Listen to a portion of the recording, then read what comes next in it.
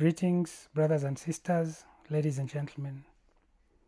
Please take a seat and make yourself comfortable because I have something really important to share with you today. What should a person do who wishes to fare well during the Great Tribulation that will certainly envelop this world beginning in November of 2026? The answer to that question becomes clear once the true meaning is understood of the three words in the original writings of the Israelites that were translated to English as law, as God, and as worship. The first of those words is Torah. It is the one which is translated as law. So what did the Israelites picture in their minds when they heard or used the word Torah? A good way to visualize that picture today is to think of a human being as a self-propelled vehicle traveling about in a city that is filled with other self-propelled vehicles, with buildings, with animals, and with all manner of other obstacles. In that analogy, Torah would be the set or system of rules, procedures, and instructions which work together in much the same way that computer programs do to tell that vehicle when to stop, when to proceed, how fast to proceed, when to turn, and in what direction to turn, so that it can get to where it wants to go without hitting something or being hit by something. Applied to people and from a functional perspective, Torah is the system for navigating the social environment that human beings operate in. And every person has one. It is what tells a person the appropriate thing to do or behavior to adopt when they relate with other people, with things in their surroundings, and with whatever they conceive our Creator to be. The way it does that is by specifying to that person what they must and what they must not do in a variety or a range of circumstances, and leaving everything else up to that person to decide. In a sense, the Torah is a description of the limits or the bounds to the freedoms that a person otherwise has to do as they please. Three things are important to understand about the Torah. Number one, the word Torah is not, to the Israelites, was not the name of the first 5 books of the Bible. And it was not the name of the set of commands that Moses gave to them.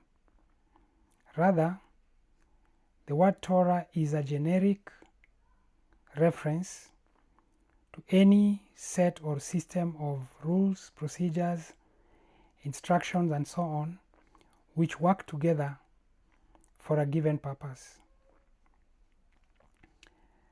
The instructions, for example, for properly installing and using a plastic water tank to the Israelites would be the Torah for plastic water tanks. Every nation and every society had its own Torah.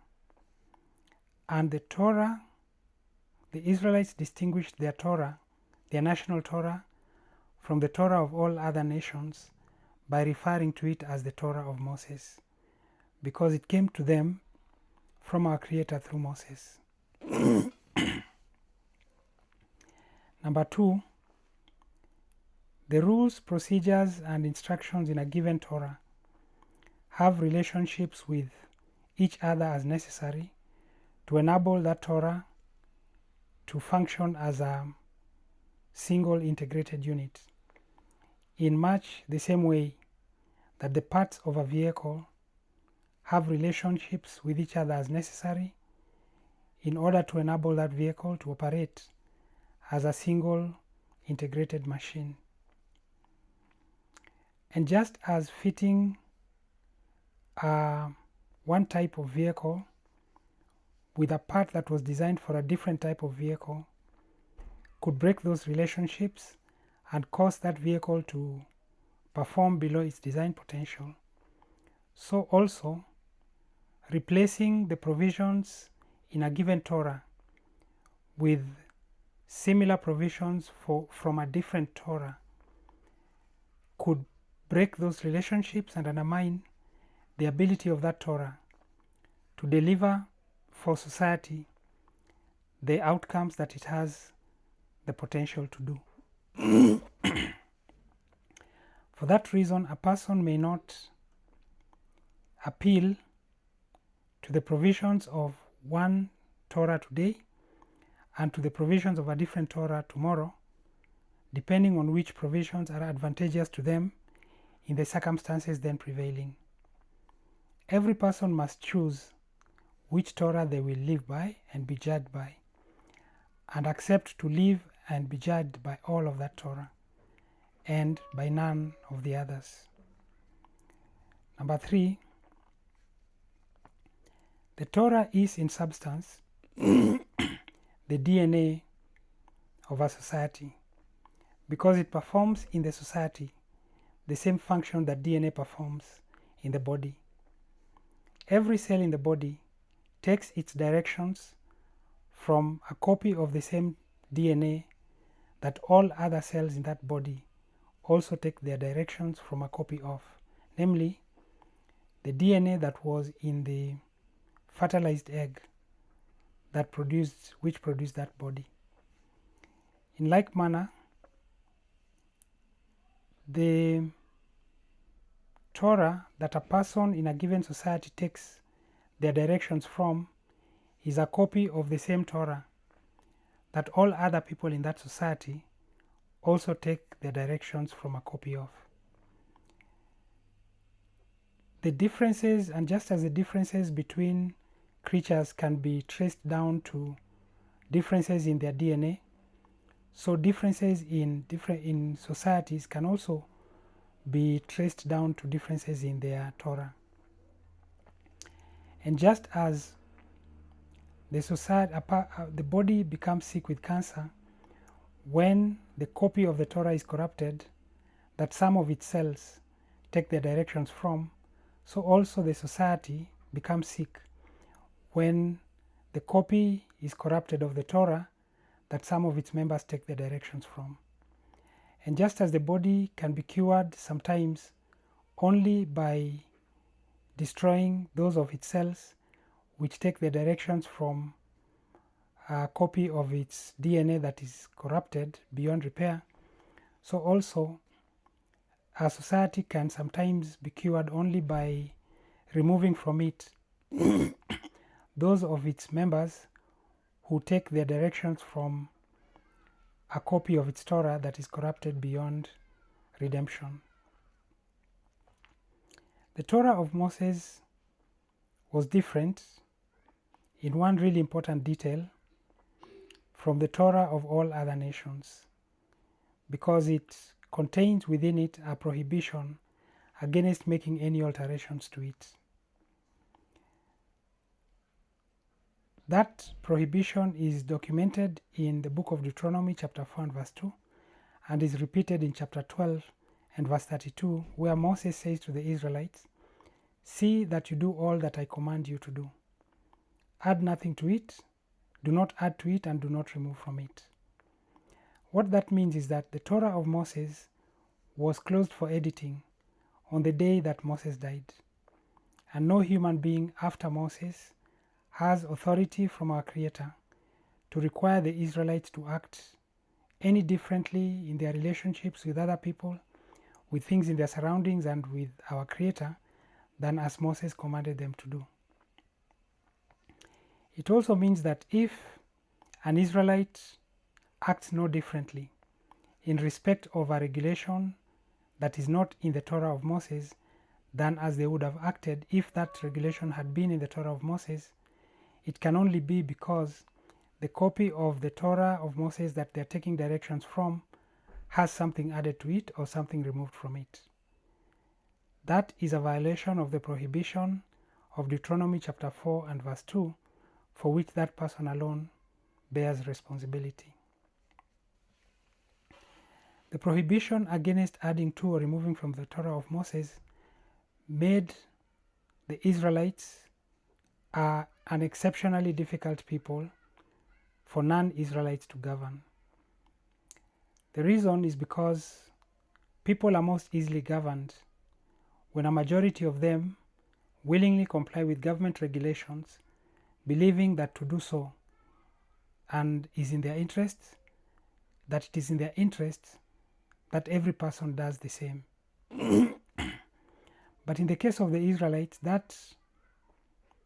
doing that meant acting no differently in respect of government regulations than as they would have acted if those regulations had been part of the Torah of Moses. That is a violation of the Torah of Moses and made, therefore, efforts by the government to enforce its regulation upon Israelites become a fertile breeding ground for opposition to grow in against the government in the name of our Creator. It is the reason why rebellion against the government is such a persisting feature in the history of ancient Israel. On account of these difficulties, all the non-Israelites who ever governed Israel went to great lengths to figure out ways that would make complying with their regulations appear not to violate the Torah of Moses. Among all the ways that came up, none has been anywhere nearly as successful as Christianity. Christianity is a version of the beliefs that the Israelites had, in which the place of the Torah of Moses is taken up by government regulations to the extent necessary to make Christians agreeable to being governed by anyone but our Creator. Christianity justifies its existence through three claims that either it makes, it supports, or it does not oppose. Number one, that the Torah of Moses was done away with at the crucifixion of Jesus of Nazareth. Number two, that human rulers are appointed by our Creator and therefore must be obeyed. Number three, that complying with government regulations does not violate the Torah of Moses because those regulations deal with secular matters, while the Torah of Moses was intended to regulate only religious activities. The second of those words,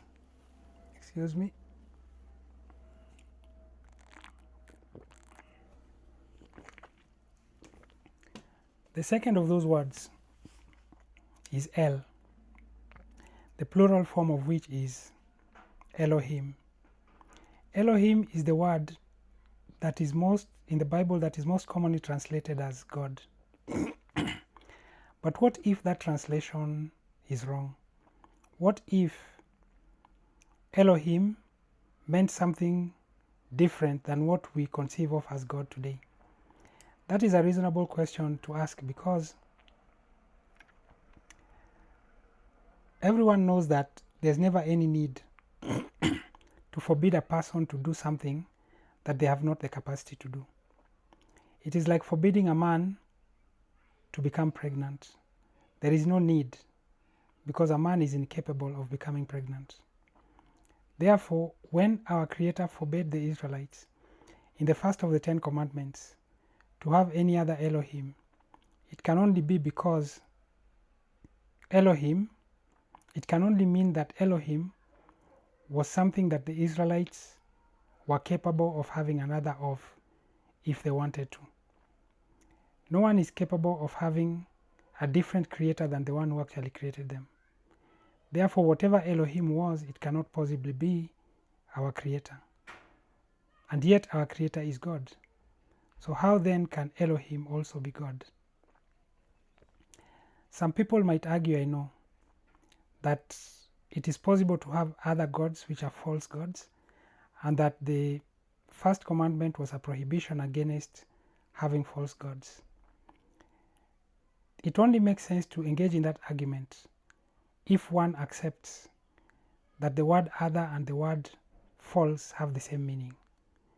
Because the commandment clearly says that the Israelites are to have no other Elohim. It does not say the Israelites are to have no false Elohim. But even if that were not the case, a person cannot be forbidden to have something that does not exist. And there is no such thing as a false God any more than there is such a thing as a false human being. Show me a false human being and I'll show you a false God. Either something is a God or it isn't. So what then is this that the Israelites were forbidden to have any other of? What is Elohim? Because I have dealt with that question at some length in a separate video linked below, I will in this one go straight out and just say it. Elohim is a generic reference to the being that the Torah which a community lives by ultimately draws its authority from. Let me say that again. Elohim is a generic reference to the being that the Torah which a community lives by draws its authority ultimately from. The word Elohim is of the same type as words such as teacher, preacher, messenger, priest, and so on. These are words which identify a being by what it does and by who it does it to, for, with, or on behalf of. These words carry within their meanings, both a function and a constituency. For example, a teacher is a person who teaches children. The being is a person, the function is teaching, and the constituency is children. In the same way, Elohim is a being that gives authority to the Torah that a community lives by. That idea of authority can be explained quite well by the different ways that motorists react to a traffic officer when he's wearing his uniform and when he is not. The motorists obey that traffic officer when he's in uniform, but not when he's not, because they recognize from that uniform that the person wearing it is acting on the authority of the government. In other words, it is not the person that they are obeying, but the authority of the government that is behind that person. The Torah behaves in exactly the same way. The Torah without authority is like the traffic officer without his uniform. No one obeys it. The reason why a person obeys a given Torah or lives by a given Torah is because of the authority that is behind that Torah. And the Torah that a person or a community lives by reveals the being whose authority that person or that community submits to. That is very important. The reason why a person or a community obeys or lives by a given Torah is because of the authority that is behind it. And the Torah that a person or a community lives by reveals the being whose authority that person or that community submits to. Remember that the Torah is a system for navigating the social environment that human beings operate in, and everyone has one. Everybody, every person has one. The Torah that a person has is a copy of an original that is somewhere. And the being that created that original becomes Elohim to every person who chooses to use that copy, to use a copy of that original to navigate their social environment. What that means is that a being cannot make itself your Elohim. You alone have the power to make a being your Elohim. Our Creator becomes your Elohim when the directions that you choose to follow, when relating with other people, with things in your surroundings, and with our Creator, are only those which come from a Torah that gets its authority from our Creator. That is exactly the choice that the Israelites made and sealed through a covenant of blood with our Creator when our Creator met with them at Mount Sinai. And you can confirm this by reading the book of Exodus chapter 24 and verse 3 to 8. The commandment to have no other Elohim was the first one that our Creator uttered, was intentionally the first one that our Creator uttered in the hearing of all Israel, because it is the one that kept out of the Torah that the Israelites lived by, commandments that did not originate with our Creator. By that commandment, our Creator was effectively telling the Israelites, let the directions that you use, that you follow, when relating with other people, with things in your surroundings, and with me, be only those which come from a Torah that gets its authority from me. There's only one Torah that gets its authority from our Creator, and it is the Torah of Moses. By the words which Moses spoke and which are recorded in the book of Deuteronomy chapter 4 and verse 2, as well as chapter 12 and verse 32, he was merely fleshing out and paraphrasing the first of the 10 commandments. The third of those words is proskinesis. Proskinesis is the Greek word in the Bible or in the New Testament which is translated to English as worship. The word worship, when used in a religious context, refers to the awe, adoration, and reverence towards a divine being that is usually expressed outwardly through prayer, through song, and through various rituals. That description of the word worship is what leads one to wonder whether worship truly is an accurate translation of the word proskinesis. The reason is because our Creator makes it very clear in the book of Revelation that the thing which makes a person the target of His wrath is rendering proskinesis to the beast or its image, which is what is translated as worshipping the beast or its image. The problem is that our Creator is just, and it is not conceivable that He would condemn a person for doing something that He never commanded that person not to do. And yet nowhere in the writings of the ancient Israelites do we find any command from our Creator to worship Him or not to worship anyone else. So far as I can tell, that is a command of Islam expressed through the words, none to be worshipped but. The only explanation I can think of for that inconsistency is that worship is not an accurate translation of the word proskinesis, because whatever proskinesis was, rendering it to the beast has to be a violation of some command which our Creator gave to the Israelites. So what then is proskinesis? A little research quickly reveals that proskinesis is the name which the Greeks gave to something that they first saw being done in the royal courts of a people of this continent that English Bibles call Persians.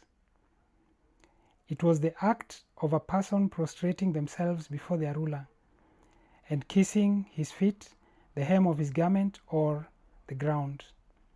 Proskinesis was the formal way that a person declared to the Persian ruler that I, so and so, yield authority over me to you, that I am now at your command, and as you will, so will I do. The Greeks saw proskinesis performed before in the royal courts before the rulers of Persia. They do not record seeing proskinesis performed in the temples of Persia before their deities. Therefore, when John the Revelator uses the word proskinesis to identify to his readers what the beast will demand of human beings during the Great Tribulation, there is no reason to believe that he meant anything other than what the Persians first saw being done in the royal courts of Persia. John was referring to an act that is born out of submission to the power and authority of a ruler. What the beast will demand of human beings is not anything that other rulers down the centuries have not also demanded of their subjects. It is submission to the power and authority of the beast, expressed through obedience to every rule, every instruction, every procedure, and every decree that draws its power from that beast. In other words, the beast will demand that every human being, on pain of death, recognize it as their Elohim. That is the same thing which our Creator demands of every human being who wishes to survive their own death, even if in the hands of the beast. And that is where the battle lines are drawn. Being on one side makes you the target of the other side. There is no in between. And whoever chooses the Torah of the beasts chooses as their Elohim the beast over our Creator. That violates the commandment forbidding us to have any other Elohim, and is the real reason why our Creator will target with his wrath every person who renders proskinesis to the beast. Unfortunately, many people think that our Creator will not target them with his wrath until they bow their bodies before the beast or its image.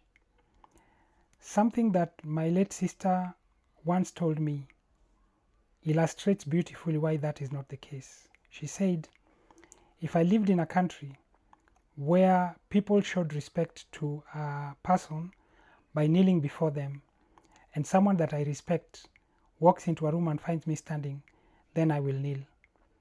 But if the person who walks in is not someone that I respect, then I will remain standing.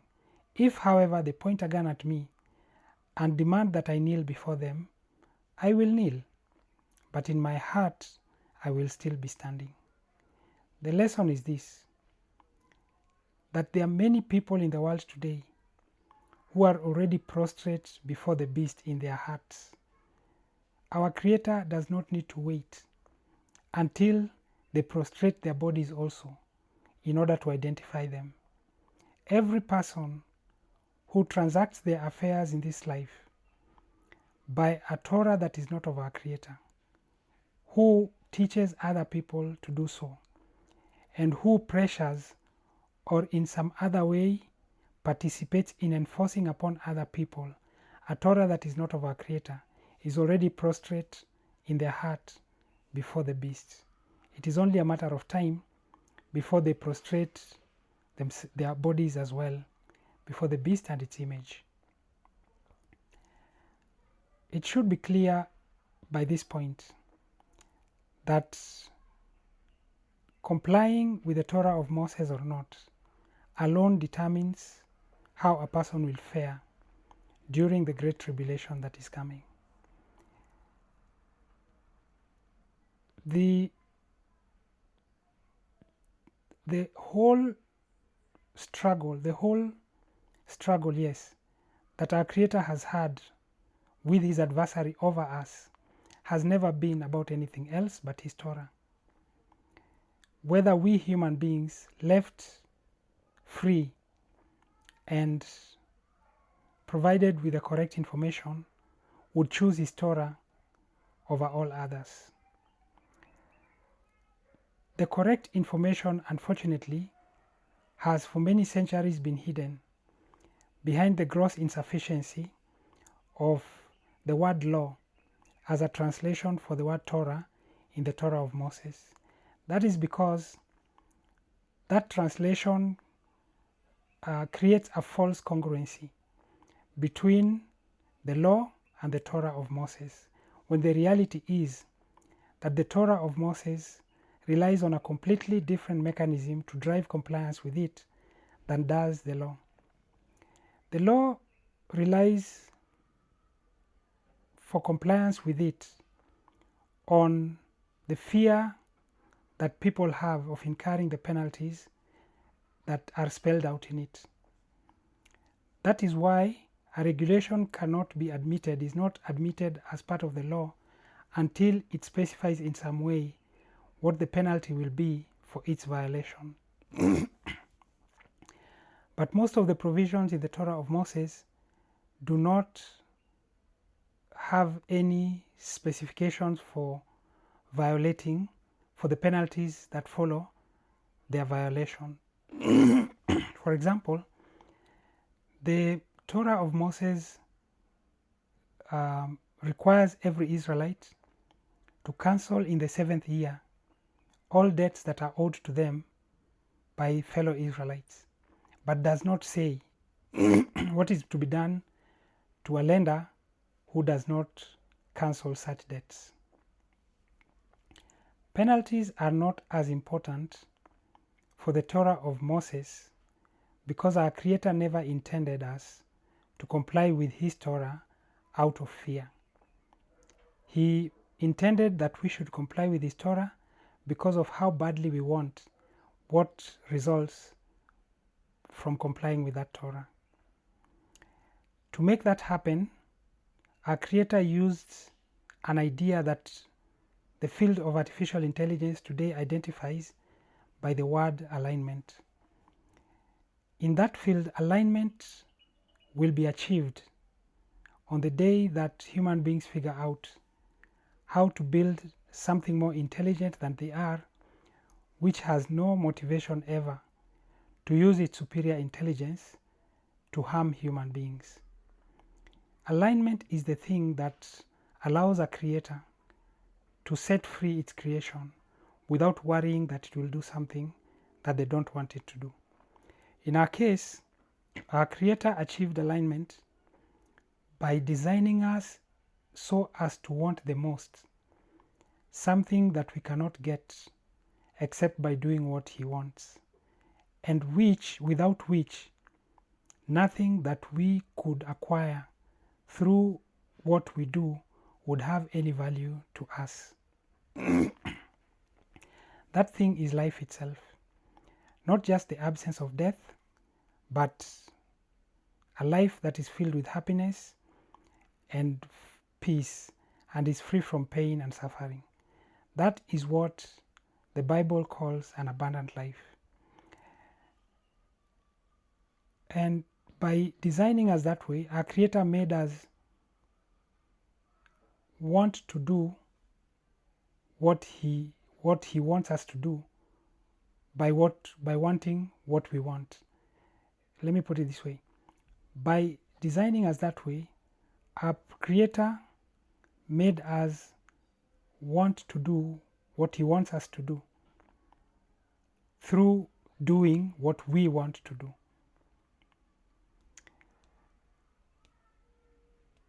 Yeah, I think that's a good way to put it. Unfortunately, human beings did not know nor had the capacity to discover by themselves the limits to the freedoms that they otherwise have to do as they please, which when every person in a society imposes on themselves, on him or herself, would bring about peace and happiness for everyone in that society. And so our Creator made known to us the limits to personal freedom that correlate naturally with that outcome. That is exactly what the Torah of Moses is a description of. It is a description of the limits to personal freedoms, which when every person imposes on themselves, will create happiness and peace for everyone in that society. This correlation between happiness and peace and the Torah of Moses is as natural as the correlation between sunlight and the growth of plants. That is the reason why our Creator intervenes minimally in human affairs. He does not need to carry a stick and a carrot to reward with a carrot those who comply with his Torah and punish with a stick those who don't. Because the only thing that we need to do to get the outcomes that we want is the things that correlate naturally with those outcomes. And if the outcome that we want is happiness and peace in the end, then the things to do are spelled out in the Torah of Moses. The day is not far when our Creator will remove from this earth every person who does not comply with the Torah of Moses. He will do so not because he hates those people, but because he wants every person who does comply with the Torah of Moses to get the abundant life that doing so has the potential to give them. But that outcome cannot happen as long as those who do not comply with the Torah of Moses continue living among those who do. The act of removing those people will begin in a few months and will last 42 months. These are 42 months as reckoned by the calendar, which I intend to speak on for the last time in my next video, which will also be the last video that I post on the internet. Many thanks for your time and attention. Please have yourself a good day. Thank you and bye-bye.